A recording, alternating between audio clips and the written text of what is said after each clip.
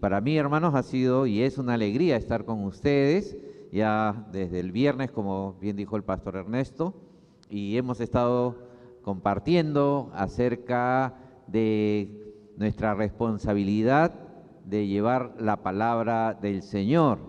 Yo soy chinchano, yo nací en la provincia de Chincha, ahí al sur, Sur Chico, ¿no? Y una familia muy católica, muy religiosa. Yo acostumbraba a amanecerme en las procesiones, ¿no? Antes era muy común, por lo menos en Chincha, con mis dos abuelas, paterna y materna, una un día, la otra el otro, y siempre tenía mucha inquietud religiosa, ¿no? Pero cuando llegué a la adolescencia, yo recuerdo que estaba frente a un cuadro, una imagen que es conocida como el corazón de Jesús. Ustedes la conocen, muy tradicional, ¿no? Y yo tenía 12 o 13 años y empecé a preguntarme, ¿dónde está Dios? ¿Dónde está Dios? ¿No? Después de haber ido a procesiones, después de ir a misa 2, 3 veces por semana, hermano, ¿no? Para tratar de conectarme, de conocer a Dios. Y una voz dentro de mí me dijo, Dios no está aquí, Dios no está aquí. Y para mí fue algo muy terrible, hermanos, ¿no? Bueno, fue una gran verdad, pero al mismo tiempo como que uno se queda sin fe, sin esperanza, sin nada. Y a partir de ahí mi vida dio un vuelco terrible, hermanos, y me volví pues un niño terrible, como había un jugador que le decían, ¿no? Un adolescente con una vida muy complicada, definitivamente un mal ejemplo, metiéndome en tantas cosas, ¿no?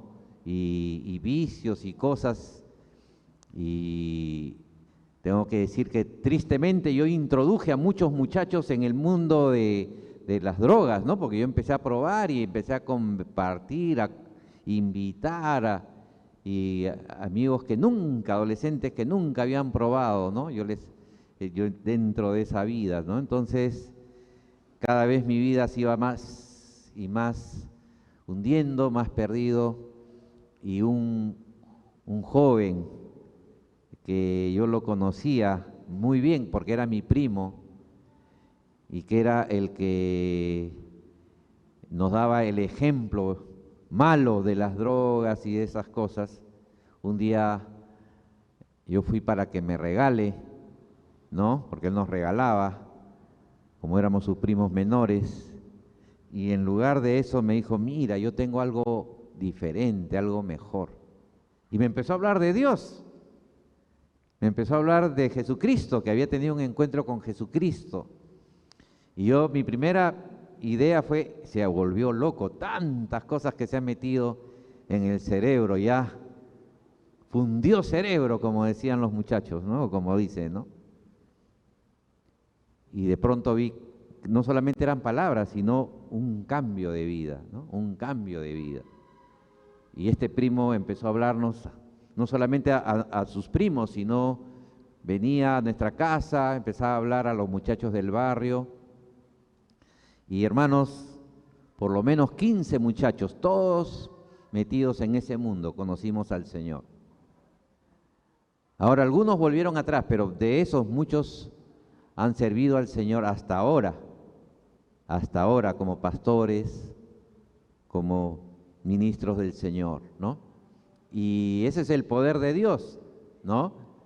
Yo cuando tenía 15, 16 años yo pensaba, bueno, solamente hay, para mi vida hay o muerto, o loco, o preso. Eso era mi futuro, ¿no? Una de las tres, no había otra opción. Pero cuando conocí el Evangelio hizo un vuelco, ¿no, hermanos? Y yo creo que si pasamos esta mañana, muchos de ustedes saldrían a compartir las grandes cosas que el Señor ha hecho, ¿no? Las grandes cosas que el Señor ha hecho. Cuando estaba en segundo y media, yo ya había decidido no estudiar, pero por respeto a mis padres ya voy a terminar el colegio. Pero yo no estudiaba, yo arreglaba con los profesores, ya algunos de ustedes saben, ¿no?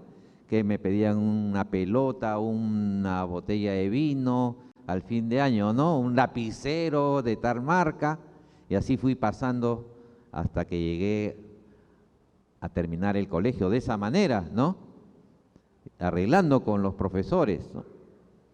Sin estudiar nada, ¿no? Pero Dios tenía otro plan, ¿no? Cuando Dios me salva, me dice, tienes que estudiar. Así que a quemar pestañas, lo que nunca había hecho en mi vida, ¿no? Me puse a estudiar, ¿no? Ahí me conseguí todos los libros que podía conseguir de mis amigos, de los hermanos de la iglesia. Así que me puse a estudiar para ir a la universidad, porque tampoco la economía de mi familia daba para una academia, ¿no? Así que por mi cuenta nomás. Y así Dios me permitió entrar a la universidad. Y cuando estaba a la mitad de la carrera, Dios me dijo, ya, tú no vas a hacer esto, tú vas a ser pescador de hombres, ¿no? Tú vas a llevar mi palabra, ¿no? Terminé la carrera, gracias al Señor, que yo estudié Ciencias de la Comunicación, pero Dios tenía otro plan para mi vida, ¿no?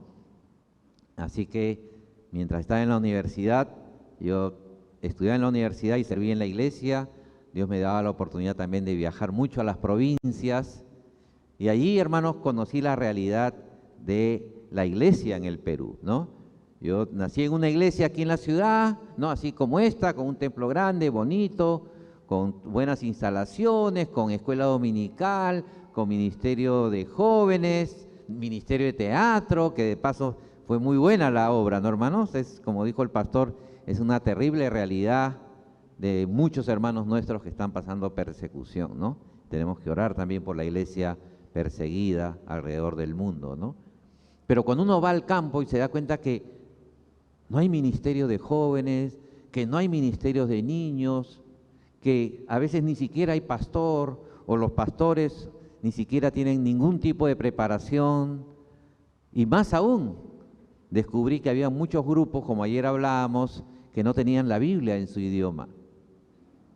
Y algunos recién iban a recibir, pero no había capacitación, ni siquiera alfabetización. ¿Cómo van a crecer en su fe? ¿Cómo la iglesia se va a edificar? ¿Cómo la iglesia puede crecer en el Evangelio y poder convertirse también en una luz, en un testimonio, si ni siquiera puede leer la Biblia, si ni siquiera puede entenderla? Entonces, todas estas cosas fueron cargando mi corazón, hermanos, y por 10 años estuve orando. Bueno, sí, por 10 años por lo menos, ¿no? Sí, 10, 11 años, hasta que ya casado con mi esposa, orando, ya Dios nos confirmó para salir al campo misionero, ¿no? Y estuvimos sirviendo entre los grupos quechuas del Guayaga, allá por el año 2005, justamente mi esposa haciendo el trabajo de alfabetización, ¿no? Porque en las comunidades quechuas de esa zona el analfabetismo era altísimo.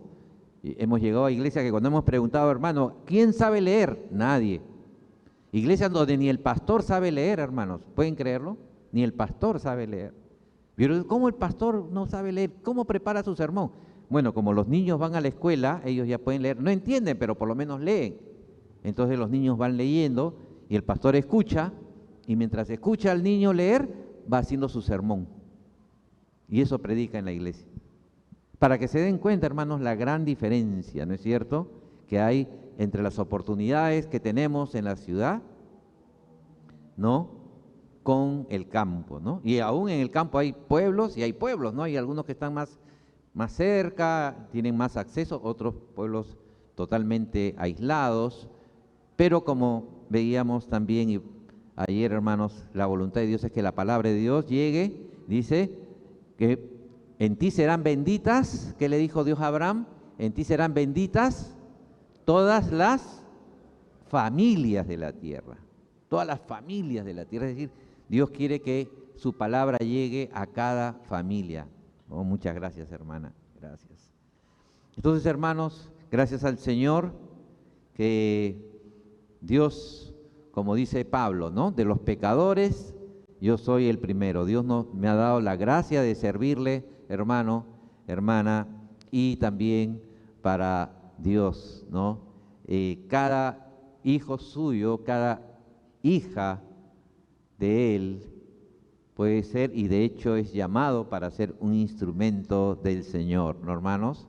Así que estamos en este ministerio, como ya dijo el pastor, desde hace 20 años, ya regresamos por ya la Biblia donde el grupo donde servíamos se presentó, ya cumplimos nuestra misión y la organización con la que servimos, la misión nos pidió venir a Lima para ser directores. Yo fui el director por 7 años, entonces ya mi trabajo cambió a visitar, acompañar los proyectos y hasta ahora ya no soy el director, pero sigo apoyando proyectos de traducción en el campo, ahí con los matsés, en la frontera con Brasil, los quechuas de Lambayeque, allá por Incahuasi, Cañaris, quechuas de Panao, en la zona de Pachitea. Seguramente ya ustedes han escuchado, conocen esas zonas, gracias a Dios, que como ayer veíamos, hay alrededor de 20 proyectos de traducción de la Biblia y algunos tienen la Biblia completa, la mayoría solamente tiene el Nuevo Testamento. Bueno, hay un buen grupo que no tienen todavía nada, entonces todavía hay mucho trabajo cada vez más escuchamos, la iglesia está pidiendo el Antiguo Testamento, porque la mayoría de grupos ha recibido el Nuevo Testamento, pero dice, hermano, pero cuando escuchamos Génesis, cuando escuchamos a Adán y Eva, cuando escuchamos a Abraham, Moisés, David, no sabemos, ¿no? Porque no tenemos el Antiguo Testamento. Entonces, imagínense ustedes, ¿no? Si su Biblia no tuviera esos libros, si no tuviera los Salmos, si no tuvieran Isaías, ¿no?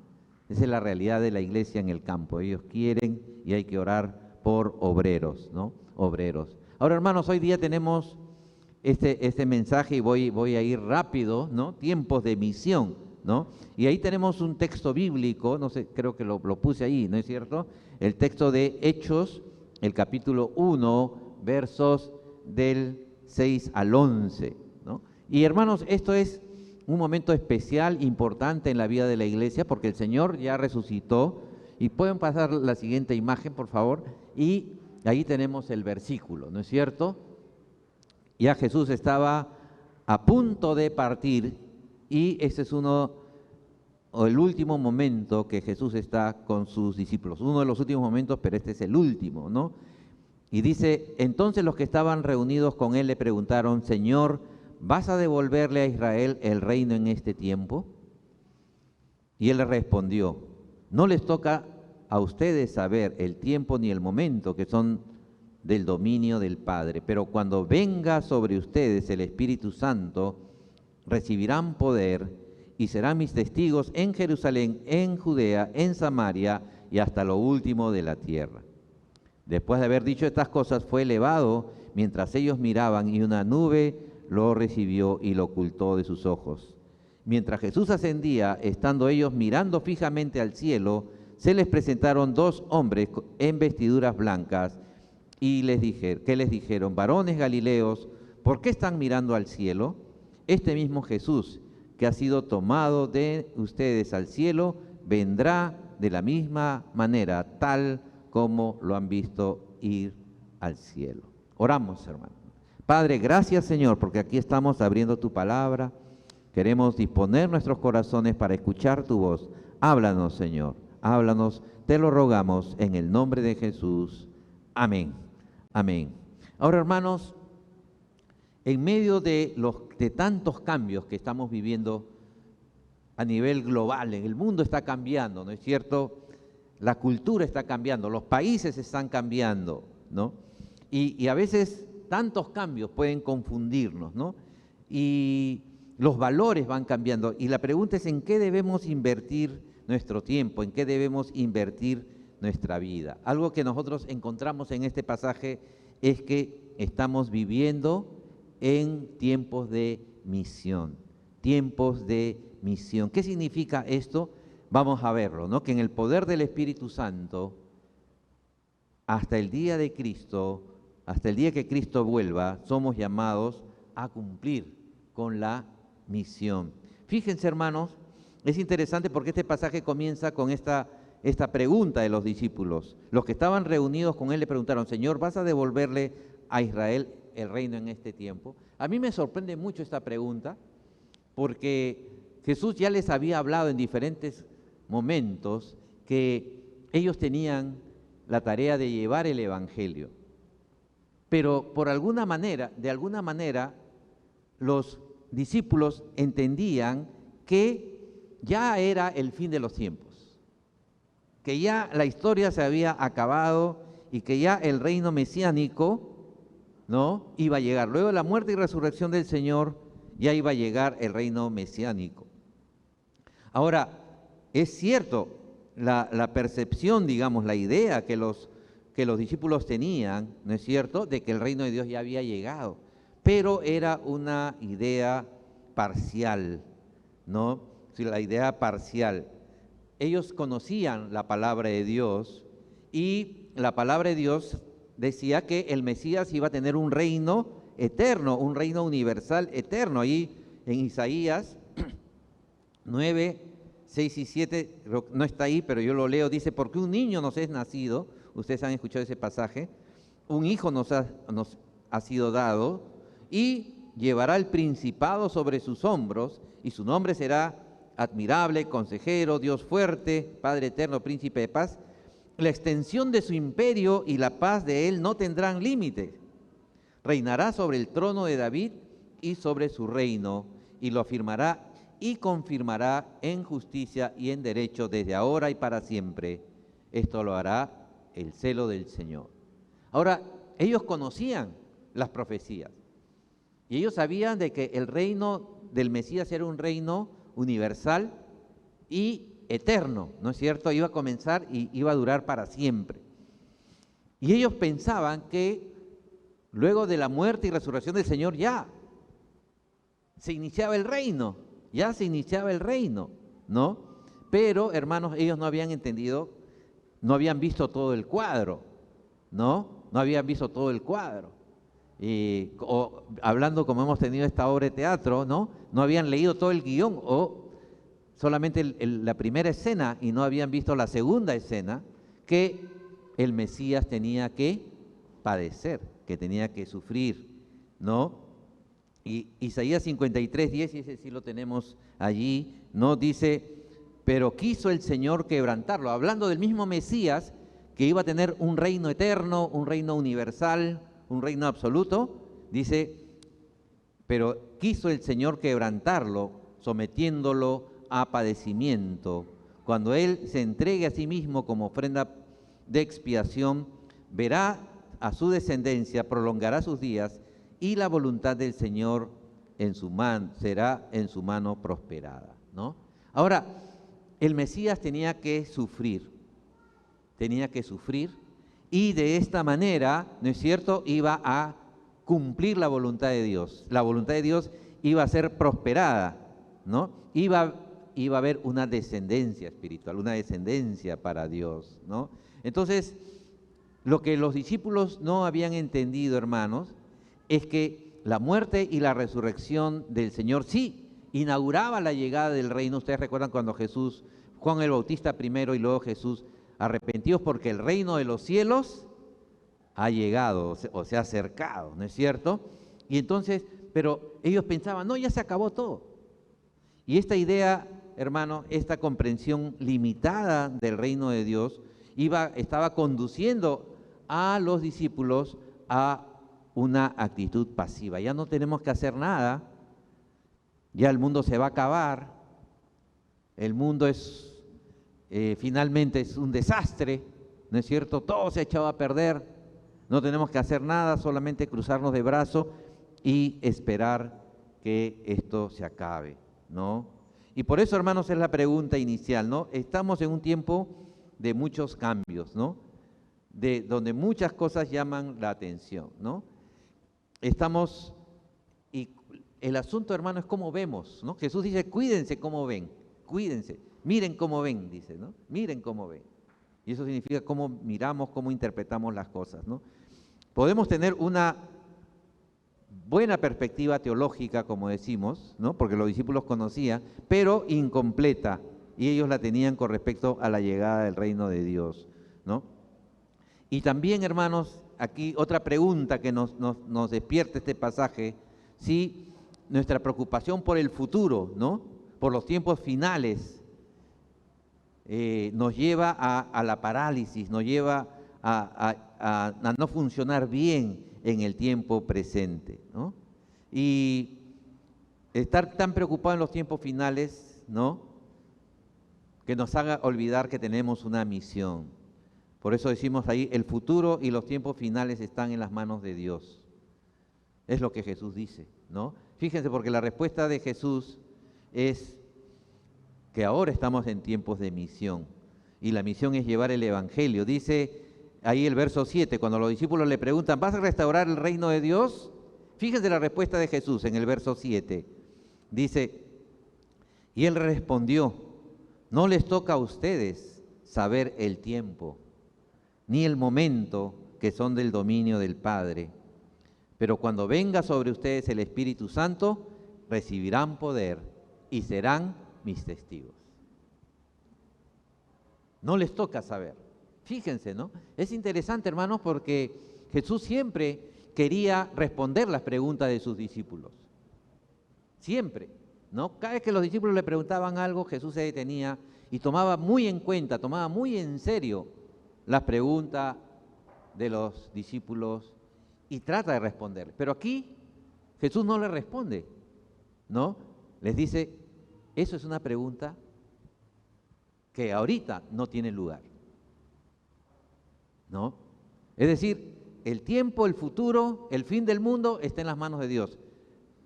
Pero para ustedes yo tengo algo diferente. El tiempo final, la consumación del reino no era un tema que debía preocuparles, ¿no? En cambio, yo tengo una misión para ustedes. Y esta misión es que ustedes tienen que ser mis testigos, mis testigos. Jesús les mostró que su muerte y su resurrección era el inicio, no era el fin. Ellos pensaban, ya se acaba todo, y ahora ya tenemos que sentarnos a esperar la consumación del reino de Dios. Y Jesús dice, no, recién comienza, recién comienza. Fíjense la respuesta de Jesús en Lucas, que es el texto paralelo, ¿no? El texto paralelo, en Lucas 24, 46 al 48. Aquí vemos que Jesús le muestra que con su muerte y su resurrección, la misión de la iglesia recién empezaba. Dice Lucas 24, 46, 48, y les dijo, así está escrito, que el Cristo padecerá y resucitará de entre los muertos al tercer día. ¿Y qué? ¿Y ahí acaba todo? Lo tenemos, ¿no es cierto? Ahí está, ¿no? Acaba todo con la muerte y resurrección del Señor, con toda la grandeza y la maravilla que eso significa, porque esa es la redención, ¿no es cierto?, de toda la humanidad. ¿Acaba ahí? No, comienza allí. La misión de la iglesia comienza ahí, porque dice y ¿qué significa? ¿No? Que está unido, ¿no? Está unido. La muerte y la resurrección del Señor está unido con la tarea de proclamar su nombre, y que en su nombre se predicará el arrepentimiento para el perdón de pecados a todas las naciones, comenzando desde Jerusalén.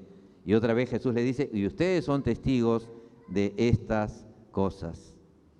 Ahora, hermanos, aquí vemos que Jesús les muestra a sus discípulos cuál es el mensaje central. El mensaje es Cristo.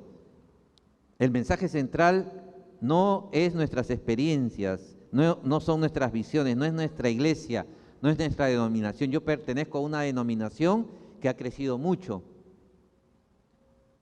Y a mí me preocupa, hermanos, que a veces cuando una iglesia ha tenido mucho éxito, una denominación que ha crecido mucho, empiece a creerse que es la estrella, que es el centro, y tenemos que predicar nuestra iglesia y tenemos que predicar nuestra denominación. Solo en mi denominación hay salvación, parece que piensan algunos, ¿no? Solo en mi iglesia hay salvación, parece que piensan algunos, ¿no? Porque yo lo escucho, ¿no? Hay un hermano que busque una iglesia de... Y le digo, no tiene que buscar una iglesia de nuestra denominación, que busque una iglesia que esté cerca a su casa, que de donde se predique la palabra, que haya sana doctrina, ¿no es cierto? Que haya hermanos, hermanas, fieles, no tiene... O sea, Pero hay la idea de que, no, tienen que ir a nuestra iglesia, a nuestra denominación. Inconscientemente podemos estar predicando, ¿no?, otras cosas, hermano. Nuestro mensaje es Cristo, nuestro mensaje es Cristo. Damos gracias a Dios, por supuesto, por nuestra iglesia, nuestra cuna, nos identificamos, ¿no es cierto? Amamos a nuestra iglesia, ¿no? Amamos, pero el mensaje no es la iglesia, ¿no? El mensaje es Cristo. Ni siquiera es, y lo digo con todo respeto, hermano, con todo cuidado, el mensaje no es hazte evangélico, ¿no? Porque en la entrada, y no va a ser Pedro, ¿no? Cuando estemos en la entrada, no nos van a preguntar, ¿y tú qué eras? ¿No? ¿Tú de qué denominación? ¿O de qué? No, ¿creíste en mi Hijo? ¿No? ¿Creíste en mi Hijo? Porque Jesús dijo, el que cree en mí tiene vida eterna. El que cree en mí tiene vida. Y tenemos que predicar a Cristo. Y predicar a Cristo significa predicar su muerte y su resurrección. Por eso dice, está escrito que Cristo iba a padecer, iba a resucitar, y ustedes son testigos. Que el evangelio tenía que predicarse y ustedes son testigos. ¿Somos testigos de qué? Somos testigos de la obra de Cristo. Somos testigos de la obra redentora de Cristo. Somos testigos de la muerte de Cristo por nuestros pecados y la resurrección de Cristo, que da vida, ¿no es cierto?, al mundo. Amén. Y esto es algo importante, hermanos. Esto es algo importante porque no predicamos una iglesia, no predicamos una denominación, no predicamos una religión. Predicamos a Cristo, predicamos el evangelio de Cristo. Nos llaman o nos llamamos evangélicos porque llevamos el evangelio, ¿no es cierto? Pero ser evangélico no te hace salvo. Asistir a una iglesia evangélica no te hace salvo. ¿Nos hace salvos? Jesucristo, por medio de la fe, por medio del arrepentimiento y por medio de la fe en Cristo, es que somos salvos. Y si tú has experimentado el perdón de Dios, el perdón de tus pecados, la gracia de Dios, ¿no es cierto?, entonces tú eres un testigo, como dice acá. Me seréis testigos, me seréis testigos. Y hermanos, Jesús les enfoca entonces, ¿no? Uno no tiene que cruzarse de brazos diciendo ya el mundo está perdido, ya, ¿no? El Señor viene. No, tenemos una misión. Y la misión es llevar el evangelio. Somos testigos del evangelio de Cristo. Y para esto el Señor nos ha dado el recurso más importante, ¿no es cierto?, que es su Espíritu Santo, el Espíritu de Dios. Dice el verso 8, cuando venga sobre ustedes el Espíritu Santo, recibirán poder y serán mis testigos. Recibirán poder y serán mis testigos. Entonces, hermanos, aquí esta palabrita, pero, ¿no? Pero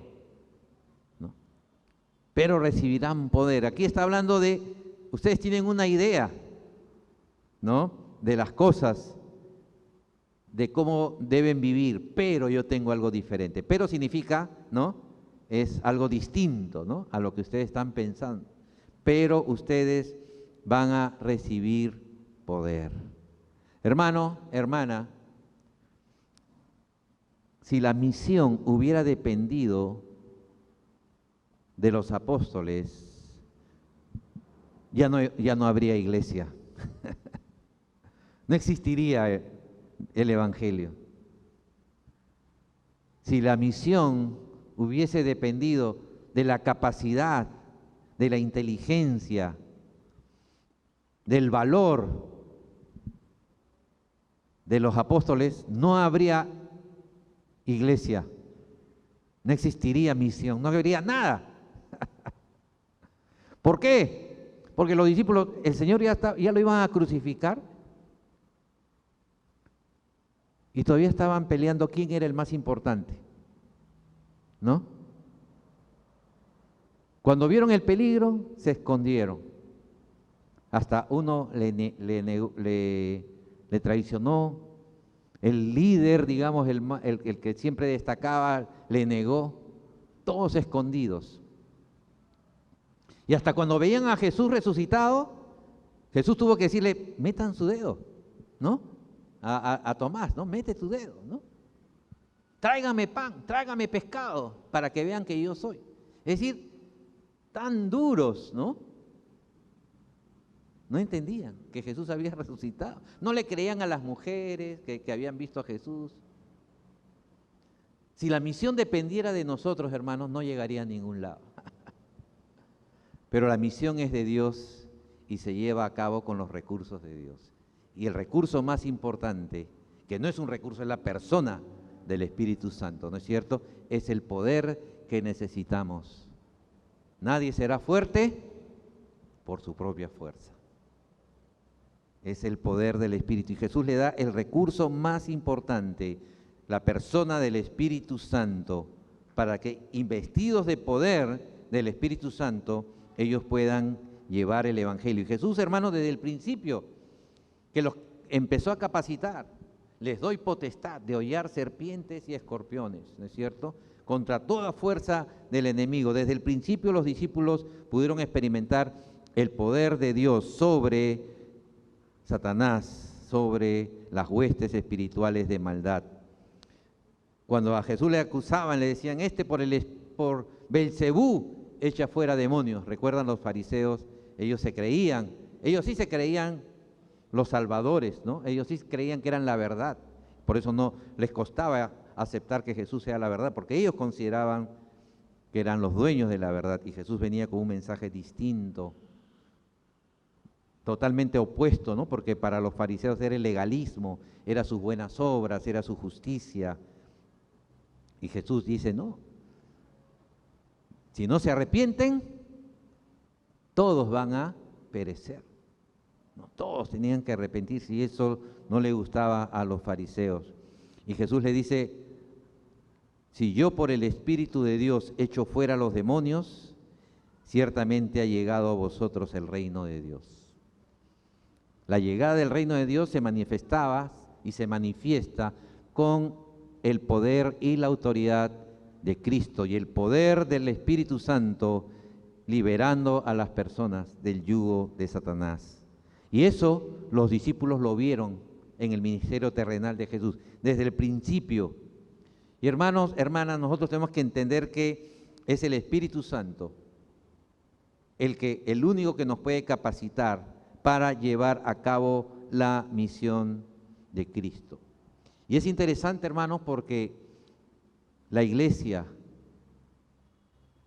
y la misión nace con el derramamiento del Espíritu Santo. ¿No es cierto? Ahí en Hechos 2, dice la iglesia estaba reunida, Jesús les había dicho que no se muevan de Jerusalén hasta que sean investidos de poder desde lo alto.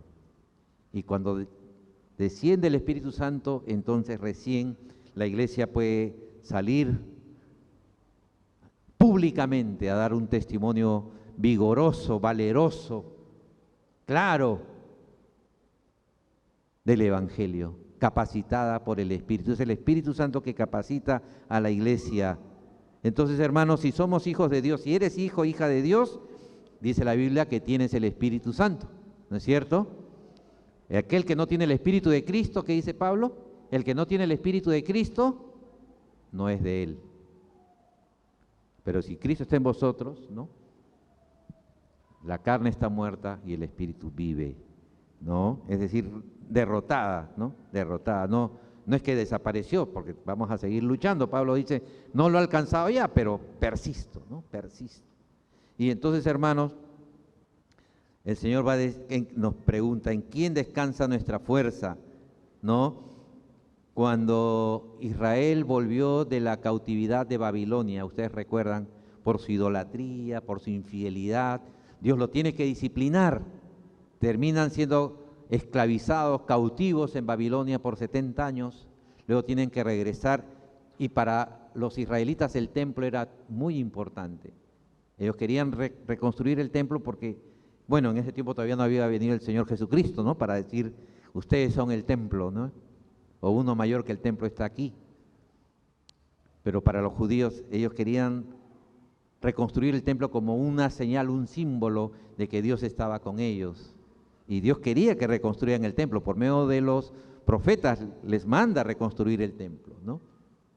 Pero los líderes se sentían indignos, los líderes se sentían débiles, y el Señor por medio del profeta Zacarías va a decir, no por fuerza, no por poder, sino por mi espíritu.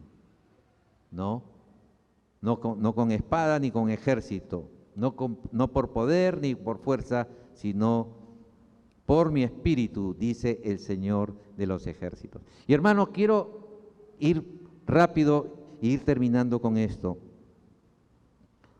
que Dios también tiene un programa para su iglesia. No sé si sabías eso, ¿no? La hermana Yusei, ayer estuvimos en su taller que nos hablaba, ¿no? A veces nosotros tenemos, cada iglesia, bueno, aquí no veo, gracias a Dios, pero en muchas iglesias, y no está mal, no está mal, es una broma. La misión, somos una iglesia, ¿no? Somos una iglesia con propósito, somos una iglesia para la familia, somos una iglesia así. No sé si lo han visto, pero muchas iglesias hoy día ponen al frente cuál es su misión. Y no está mal si es que esa misión está iluminada de acuerdo a la palabra de Dios. Pero corremos el peligro, hermanos, de a veces tener nuestros propios programas sin tomar en cuenta el programa de Dios. Y aquí en Hechos 1:8 nosotros encontramos que Dios tiene un programa para la iglesia y dice, el versículo 8 termina diciendo, serán mis testigos en Jerusalén, que hemos hablado ayer, Judea, Samaria y hasta lo último de la tierra, ¿no? Comenzando por Jerusalén, eso lo hablamos el primer día. Hermanos, pero yo tengo un detalle acá, porque siempre que hablamos de Jerusalén, pensamos, bueno, Jerusalén es mi comunidad local, ¿no es cierto? Es mi comunidad local. Pero yo les hago una pregunta. ¿Los apóstoles, los discípulos, eran de Jerusalén? ¿De dónde eran ellos? Eran galileos.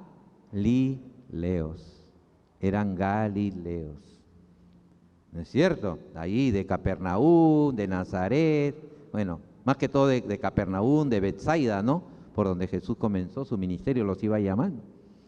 Entonces Jerusalén no era su comunidad local. Podríamos decir que Jerusalén era un campo misionero también. Ellos, si fuera su Jerusalén, entre comillas, tenían que haber vuelto a Galilea, porque ellos eran galileos. Y esto es muy interesante, ¿no? Es como para pensar un poco más, ¿no? Pero ya la iglesia nace, hermanos, ya nace en la diáspora, por decir así, ya nace en el campo misionero. Y Jerusalén ya era un campo misionero, porque los discípulos eran galileos. Y entonces, no está hablando de que, tenemos que terminar, que toda nuestra familia se convierta, como escuchábamos ayer.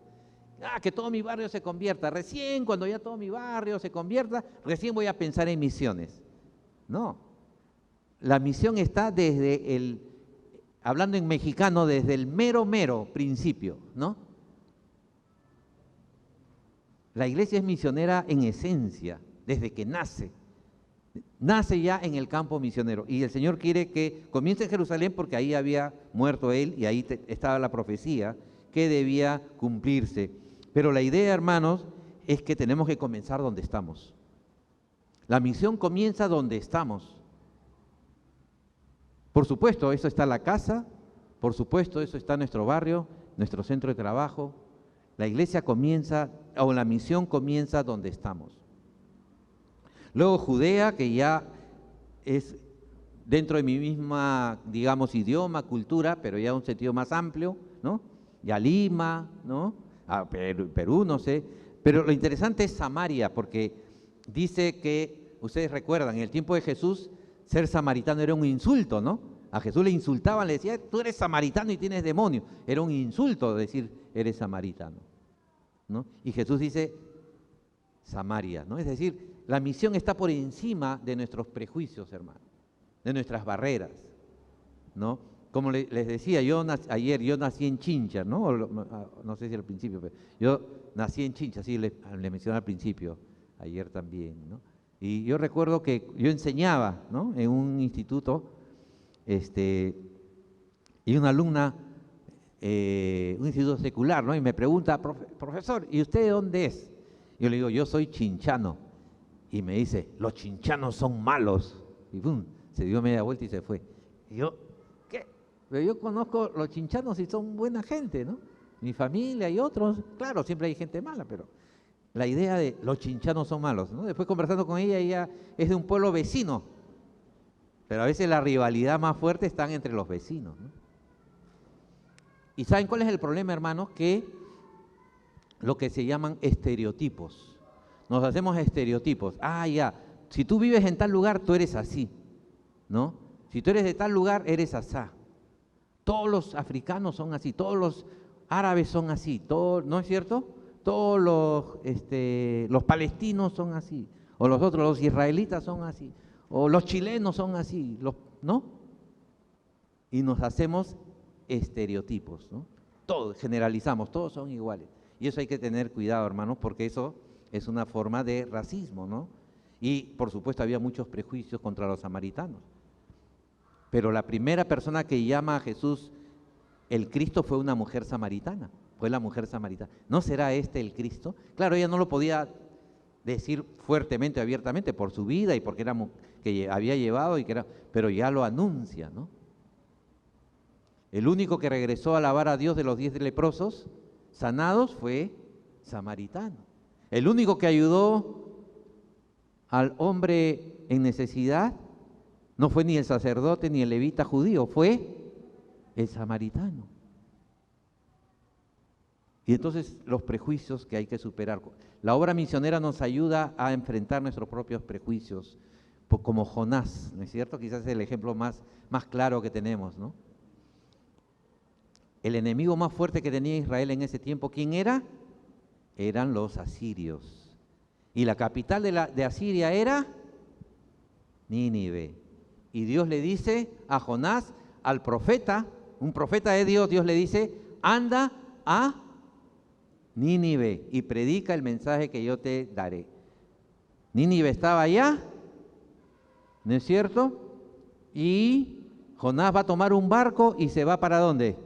Se va para allá. Y ya saben, ¿dónde terminó? En la panza del pez. Yo llamo a eso la escuela de la panza del pez. Si tú no vas a las buenas, ¿no? Vas a terminar en la panza del pez. ¿Te imaginas dentro de la panza del pez? ¿Qué se encontró Jonás? ¿No? No podemos imaginar. Pero Dios le dijo Nínive y él se fue a Tarsis, que algunos dicen que es España, no se sabe en realidad, pero se piensa que era al otro extremo. ¿No es cierto? Por los prejuicios. Y el Señor dice, tienes que ir a Samaria, a esos lugares donde menos quieres ir, donde tienes más prejuicios, donde la gente te cae peor, hacia ellos, ¿no? Y lo último de la tierra. Y hermanos, y el programa de Dios es que su evangelio llegue hasta lo último de la tierra, hasta lo último de la tierra. Es decir, no es que somos pequeños, no es que no tenemos experiencia, no es que no tenemos recursos, no. Dios tiene un programa y un alcance para su iglesia. Y el alcance es que su evangelio tiene que llegar hasta lo último de la tierra. Y por tiempo, hermano, voy a saltar, quizá me van a ayudar pasando. Ah, ya, ahí está, ¿no? De Cornelio, los prejuicios. Pero, hermanos, es interesante que la última etapa, porque era Jerusalén, comenzó con Pedro, los apóstoles, Judea, ¿no es cierto? Cuando Pedro y también los apóstoles salen a los alrededores, Jope, ¿no? Todo eso es alrededor, ¿no? Samaria con Felipe, ¿no? Algunos dicen si era el apóstol, otros dicen que era el diácono, ¿no? Porque se habla de Felipe y bueno, ¿quién de ellos, no? Porque había un apóstol y un diácono, pero la cosa es que Felipe sale y lleva el evangelio a Samaria. Y hay un avivamiento tremendo, vienen los apóstoles, confirman la iglesia.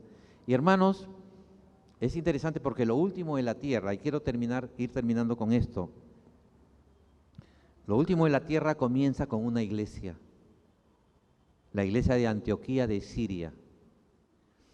Y la iglesia de Antioquía de Siria no fue fundada por los apóstoles. La iglesia de Siria fue fundada por cristianos que escapaban de la persecución con motivo de Esteban. Ustedes lo pueden leer ahí en Hechos, terminando Hechos 11. Los que escapaban de la persecución, ¿no? Fueron por todos lados y dice que hablaban, pero solamente a los judíos. Pero hubo un grupo, algunos de ellos, que empezaron a hablarle a los griegos, es decir, a los no judíos.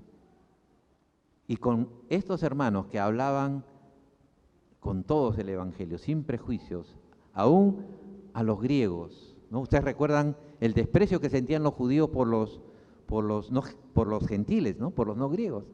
Tan fuerte que a pesar que Pedro había recibido el mandato, dice, ustedes saben cuán abominable es para un judío entrar a la casa de un gentil. ¿Recuerdan? ¿Cómo se presenta? Imagínense que alguien llega a tu casa y se presenta así, ¿no? Así se presentó Pedro. Porque era muy duro. Pero hubieron hermanos que rompieron sus prejuicios, hablaron a los griegos, y así nace la iglesia de Antioquía. Y ustedes conocen la historia. ¿Qué pasa con Antioquía? ¿Qué pasa con Antioquía? Era una iglesia que adoraba a Dios, que amaba, servía a Dios, y de ahí Dios, a esa iglesia Dios le dice, envíen a Bernabé y Saulo para la obra que les he mandado. Envíenlo a ellos. Y esta etapa de la expansión, digamos, universal del Evangelio, comienza con una pequeña iglesia fundada por cristianos de la diáspora, que se atrevieron a superar sus prejuicios raciales, culturales, a hablar el Evangelio con pasión, sin temor. Y así de esta iglesia luego sale Pablo, que lleva el Evangelio a Asia, que lleva el Evangelio a Europa, ¿no es cierto, hermanos? La realidad de los grupos no alcanzados. Se habla de por lo menos 2000 grupos étnicos en el mundo no alcanzados. 2000 grupos étnicos, es decir, que tienen un idioma, que tienen una cultura, ¿no es cierto? Y miren, hermanos, ¿no? Muchas de las ciudades donde el Evangelio llegó al principio, en el primer siglo, ahora son campos blancos. Irán, Irak, Turkmenistán, Turquía, Libia, todos estos lugares se mencionan en el Nuevo Testamento. Todos estos lugares, ¿sabes qué? Se mencionan en Hechos 2. En Hechos 2 se menciona. Estos lugares actuales, que ustedes leen aquí al frente, están en la lista de Hechos 2. Cuando Pedro predica, dice que había gente de todas las naciones, ¿no? Y del Ponto, Galacia, Capadocia, Asia, Bitinia, todos ellos estaban el día que descendió el Espíritu Santo, hermanos. Y hoy día, por causa de la persecución, y hoy día por diferentes razones, ya no hay iglesia. Ya no hay iglesia. Y muchos de estos lugares son campos blancos. Lo maravilloso es que Dios está obrando y Dios está llamando. Y hay gente que está yendo de ese mismo lugar. Europa mismo, ¿no? Europa ya se considera hoy día un campo no alcanzado. Hay lugares donde ya no hay iglesia. Hay lugares donde ya no hay creyentes. El secularismo, el materialismo, ¿no? La fe en la ciencia, en la tecnología, la fe en el humanismo ha desplazado o ha terminado que esas sociedades descarten la fe. Ahora son campos blancos. Grupos étnicos minoritarios que no tienen las escrituras o hermanos capacitados también son campos blancos. Las nuevas generaciones, los jóvenes, en muchas ciudades ya hablamos de lo que se llaman guetos, ¿no? Grupos, es decir, ya grupos sociales que están aislados, que tienen su propia jerga, su propia forma de vestir, sus propios valores, también dentro de las ciudades. Entonces, hermanos, tenemos un gran trabajo. Entonces, en conclusión, Dios tiene un programa para su iglesia llevar el Evangelio hasta lo último de la tierra. La misión de la iglesia comenzó luego de la ascensión y se extiende hasta la venida de Cristo. Hermano, no hay vacaciones. No hay tiempo para estar cruzados de brazos. Aún si estás con el celular, ponle tiempo máximo, porque hay mucho trabajo que hacer. ¿De acuerdo, hermanos? Tenemos que prepararnos y estar dispuestos a ir al campo. Y la pregunta es, ¿qué nos impide? ¿Qué nos paraliza para participar en la misión de Dios? Estamos en tiempos de misión en el poder del Espíritu Santo hasta que Cristo venga. Amén. Vamos a orar, vamos a ponernos de pie, hermanos.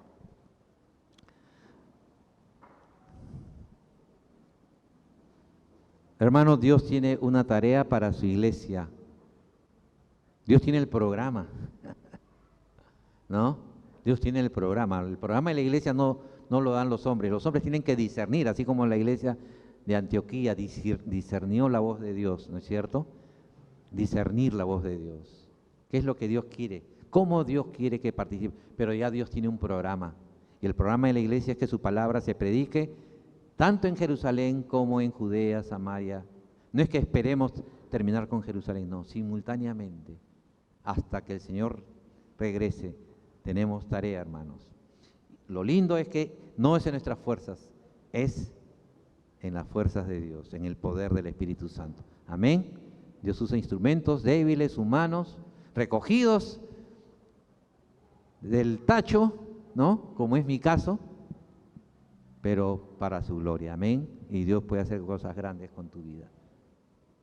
Así que ahí donde estás, ora al Señor. Cada uno va a orar en primer lugar. Yo le animo, hermana, ora, hermano, ora en tu corazón y dile, Señor, gracias porque estamos en tiempo de misión, estamos en tiempo de batalla. Hay mucha tierra por conquistar. Y porque tú nos llamas, nos invitas, nos mandas ser parte de tu misión. Pero nos has dado lo más importante, el recurso más importante es el poder de tu Espíritu Santo para llevarla a cabo. Amén.